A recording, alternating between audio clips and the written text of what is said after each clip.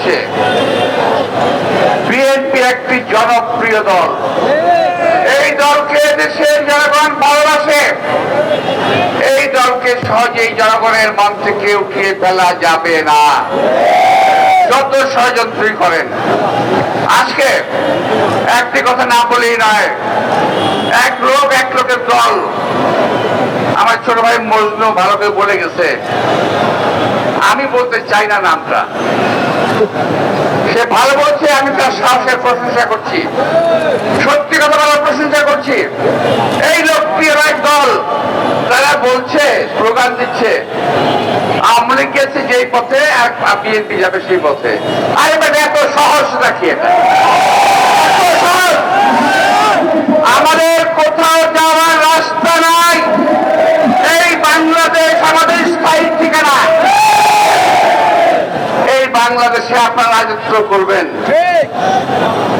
আসার আগে গাড়িতে বসে সোশ্যাল মিডিয়ায় দেখছিলাম ওই ভদ্রলোক সম্বন্ধে, ওই চরমনায়ের বিশ্বাস সম্বন্ধে বলছে যে এই লোকের কোনো ইলম নাই, অর্থাৎ লেখাপড়া করে নাই, অগাধ মূর্খ একটি লোক, মানে কোনো দাওরা পড়ে নাই, হাদিস পড়ে নাই, কোরআন পড়ে নাই, কালাম পড়ে নাই, এমন কথা বলছে। ফেসবুকে আসছে, সোশ্যাল মিডিয়ায় আসছে। এমন লোক, এই লোকটি, এই লোকটি এবং তার দলবল বিএনপিকে এখন সহ্য করতে পারছে না, কিন্তু আওয়ামী লীগকে টুনে ঠিকই সহ্য করতেন। আপনাদের মনে আছে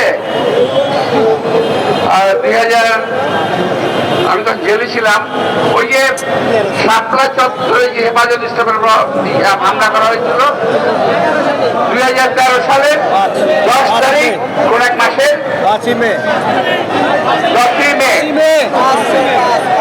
হামলা করা হয়েছিল। আমি আমার ভুল হতে পারে, হামলা করা হয়েছিল, আপনার মনে আছে তো?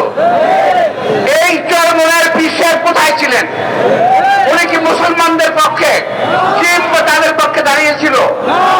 দাঁড়ায় নাই। কে দাঁড়িয়েছে? বিএনপি দাঁড়িয়েছিল।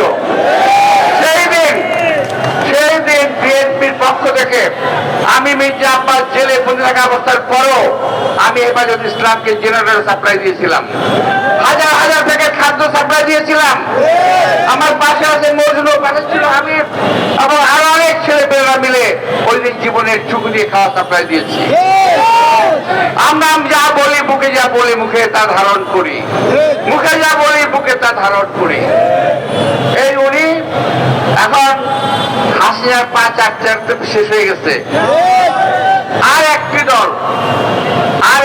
দল যার কোন লম্বা লম্বা কথা বলা ছাড়া, সুকৌশল কারচুপি ছাড়া, সুকৌশলের চাঁদা অর্থাৎ হাদিয়া নেওয়া ছাড়া, বলে বলেন হাদিয়া, এই হাদিয়া নেওয়া ছাড়া আর কোনো কাজ নাই।